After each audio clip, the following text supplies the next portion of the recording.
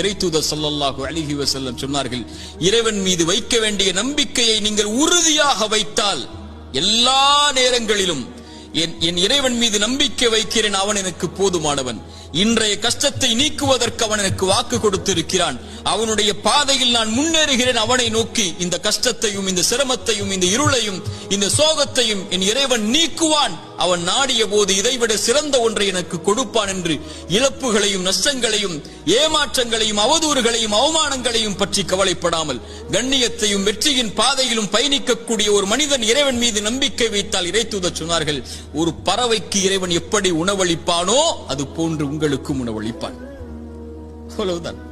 பறவைக்கு உணவளிக்கக்கூடியவன் உங்களுக்கும் உணவளிப்பான். ஆனால் அந்த பறவை, இறைத்தூதர் சொன்னார்கள், காலையில் வயிறு காலியாக செல்கிறது, மாலை வயிறு நிரம்ப திரும்பி வருகிறது.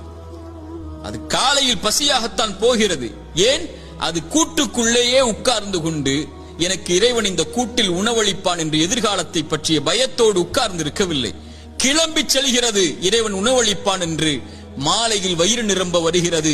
அது போல் இறைவன் மீது வைக்க வேண்டிய நம்பிக்கையை உறுதியாக திடமாக தெளிவாக நீங்கள் வைத்தால் என் இறைவன் என்னை ஒருபோதும் கைவிட மாட்டான் என்று இந்த பறவைக்கு உணவளிப்பதை போல் இறைவன் உங்களுக்கும் உணவளிப்பான்.